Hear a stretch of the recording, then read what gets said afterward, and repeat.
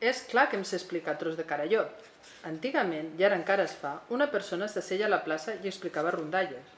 Tothom al voltant escoltava, encara que ja les haguessin sentit. També les deien els jaios a les masies, vora el foc. I ara, els que en diuen contacontes, què et penses que no ho sé? I els mítings polítics, que sempre enganyen amb paraules que tothom sap i ningú no es creu. Ah, gran cosa! Carai, a la tele no cal escoltar ningú? Com si a la tele no repetissin el mateix una vegada i una altra. Fan pel·lícules més velles que el cagar jupit i tothom se les sap de memòria. Doncs sí, jo sé explicar i si no t'agrada el que sents, toques el dos i llestos. Hola, avui us recomano una novel·la d'Olga Xirinacs publicada al 2009 en la seva col·lecció de l'editorial Meteora Papers de Fortuna.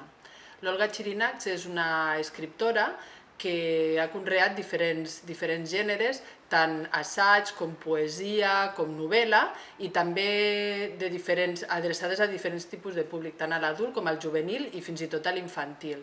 A part d'això, ha guanyat els premis més prestigiosos en llengua catalana, com ara el Ramon Llull i el Josep Pla, i també ha estat traduïda a diferents llengües i així mateix també és col·laboradora en diferents mitjans de comunicació.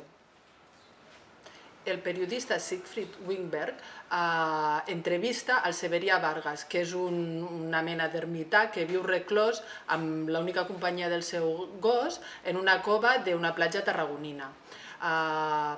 El periodista té com un interès una mica sociològic en aquest personatge i anem coneixent tota la vida del Severià, des de la seva infantesa en un pazo gallec de família benestant fins a la seva fugida quan és adolescent. Ell marxa de la seva família d'alguna manera perquè no volia que el recloguessin en un internat i marxa a fer les Amèriques. I el seu retorn ja a Espanya, un cop ja feta una persona d'alguna manera de profit.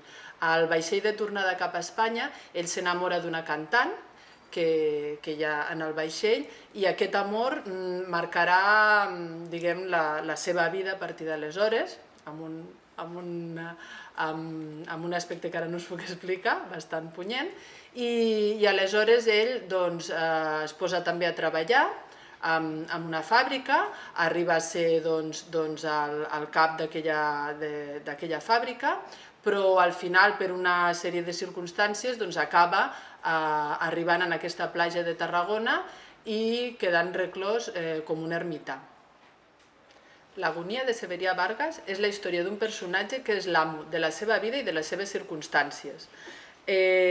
La veu del propi Severià és la que ens explica tot el relat i la que ens acompanya al llarg de tota la narració. I això fa que ens faci la seva història molt propera i així mateix també m'ha agradat molt el final perquè acaba molt rodó i et deixa un bon regust de boca, el gust de les històries ben escrites i ben acabades.